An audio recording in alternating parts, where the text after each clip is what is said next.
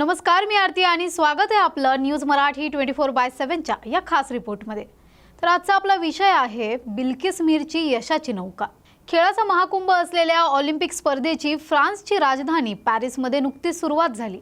नेहमीप्रमाणे एखाद्या स्टेडियममध्ये न होता ऐतिहासिक सीन नदीच्या तीरावर पारंपरिक पद्धतीने उद्घाटन सोहळा पार पडला।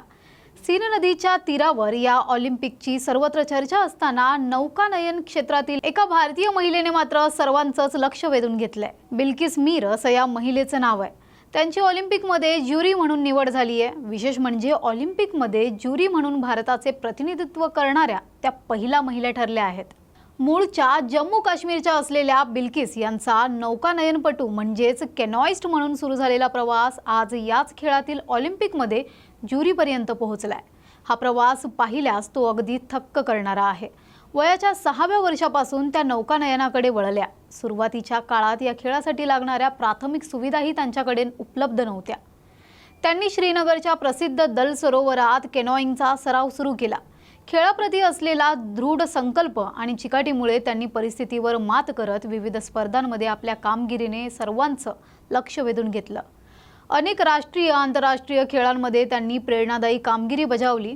एवढंच नव्हे तर विश्वचषकात भारताचे प्रतिनिधित्व करण्याची संधीही त्यांना मिळाली होती। केनॉइस्ट म्हणून बिल्किस यांची या खेळातील प्रतिभा लक्षात घेता मागील वर्षी चीनच्या होंगझू इथे झालेल्या आशियाई स्पर्धेतही त्यांना ज्युरी म्हणून संधी मिळाली होती।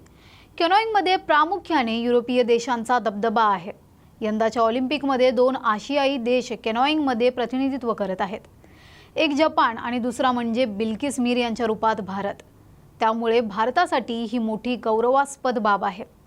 याशिवाय बिल्किस भारतीय महिला केनॉइंग टीमच्या प्रशिक्षक म्हणूनही कार्यरत आहेत। त्यांच्या मार्गदर्शनात महिला ब्रिगेड विविध स्पर्धांसाठी तयारी करत आहेत। बिल्किस यांची ऑलिम्पिकमध्ये ज्युरी म्हणून निवड झाल्याबद्दल त्या म्हणतात, माझा जन्म जम्मू काश्मीरमधला। वयाच्या 6व्या वर्षांपासून मी नौकानयन म्हणजेच केनॉइंग तसंच कायकिंग या खेळाशी माझे संबंध जुळले।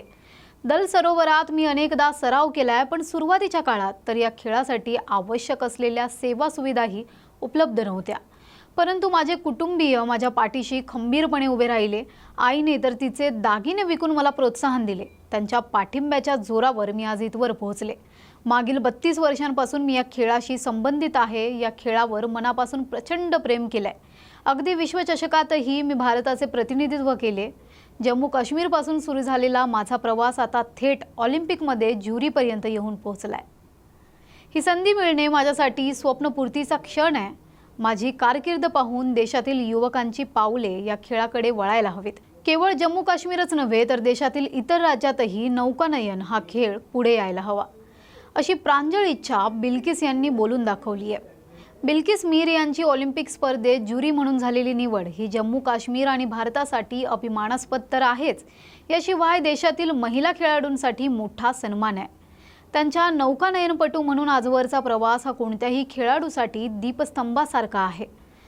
त्याचा प्रकाश युवा खेळाडूंना विशेषतः मुलींना विविध आव्हाने परिस्थितीवर मात करण्यासाठी प्रोत्साहित करणारा आहे।